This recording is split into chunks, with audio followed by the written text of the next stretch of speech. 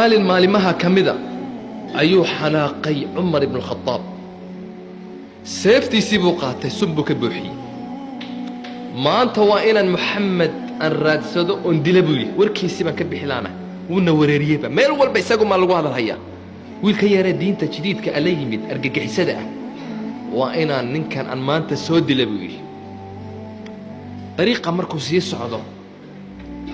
ayaa waxa iska hor yimaadeen nin la yiraahdo Nuaym ibn Abdullah al-Adawi ay iska hor yimaadeen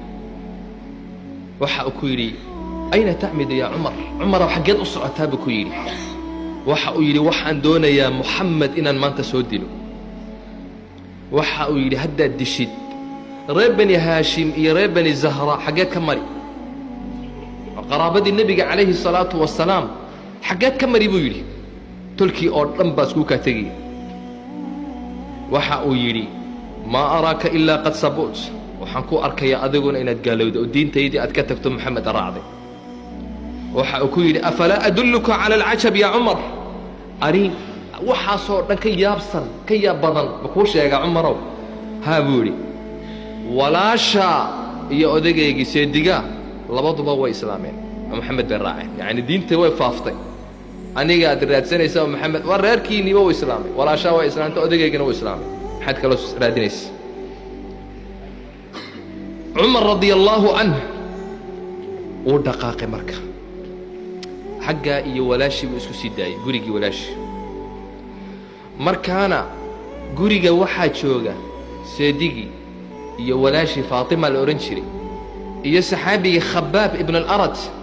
suurat Taha ayu Khabbab umarinaya صحيفة القرآن أيها يا أمرنا يا طه ما أنزلنا عليك القرآن صحابي قاس لا جوجا قرآن بآخر السنة يعني حمزة عمر بن الخطاب الباب كما كنت جوجو وحوم مقلي عدكا أيوه مقلي الباب أيوه سحن قراعي عمر وحو أهاني لقاها يبيسو قوة بضن أيوه حوق له أيوه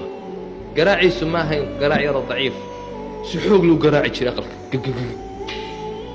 مركز قرأت ولا شيء إنه عمر يحيى وحيلا أردي الصحابي خباب ابن أرد ولا قرية ميل بالقو قرية ديك ولا بو كلا قوين وقد الصحيفة دي سورة طه أيكو قرنينا ويقرس أبابك كفرت وحا يلي عمر وما حيورك أن مقلي إياها شنقد أن مقلي وحبان نيقام مقلي وحبان أخرية سين محوقها ويلي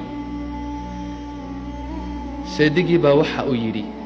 عمرو أرأيت إن كان الحق في غير دينك حق هدو كتيرو من أن دين كاغن أهين وكتير كورن دين كان هدي حق تحي تادو أين حق أهين كورن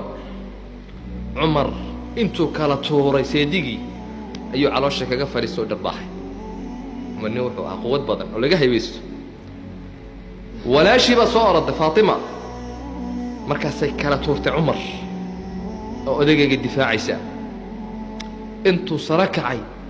ayuu bahal darbax aqabadsi yadiina dhiig baa wajigiisa waxa lagu leeyahay darbaxada ay ku dhuftay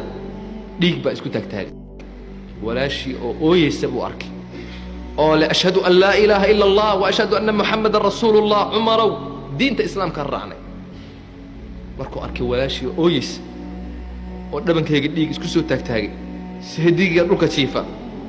Umar wuu yaranahay uu soo dhawaaday waxa uu yiri